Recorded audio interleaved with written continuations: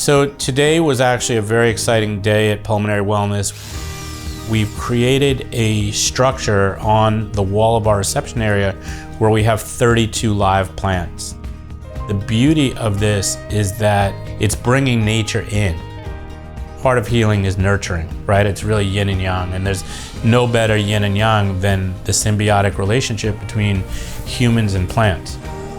It really puts into perspective how important plants, trees, forests are to our ultimate survival.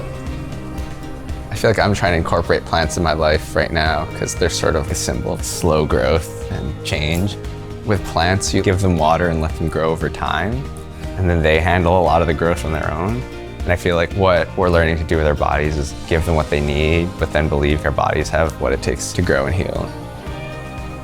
I've known Noah for 13 years now, and he's always trying to bring new ideas, new ways of approaching these diseases, and trying to make it interesting, different, and state-of-the-art.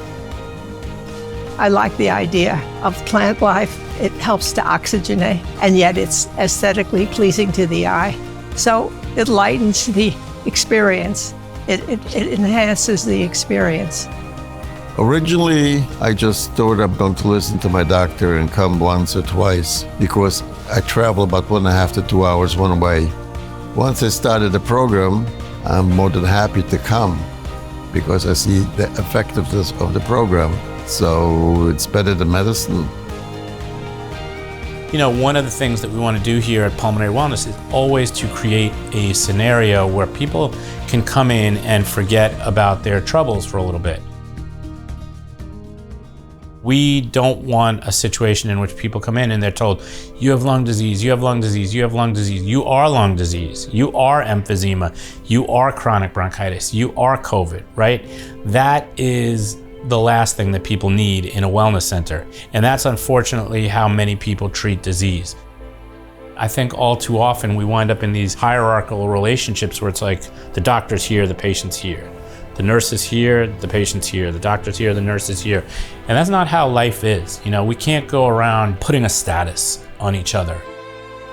Noah and his whole staff are extraordinary. I've had physical therapy at home. Looks like a joke. So you're right, you don't have to travel for it, but you just don't get anything. All the staff is completely positive all the time, which is a shift.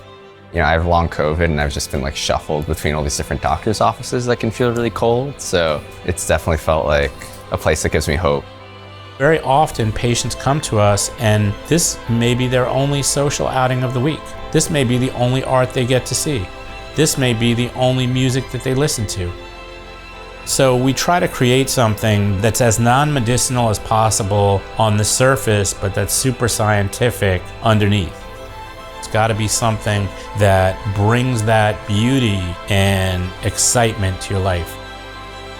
This place is very enjoyable. Sometimes you come to a doctor that you feel doomed.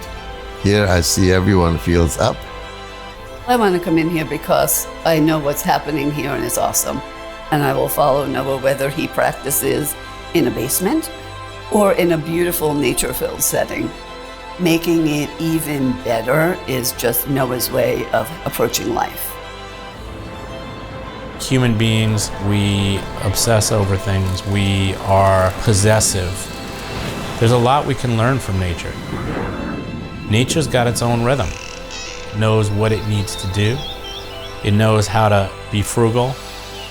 It knows how to be in balance. I think part of healing is to look to nature and figure out how we can incorporate those things into our own lives. And I think that it's important that as we ask for health, as we ask nature for healing, we also look to nurture others and help them heal.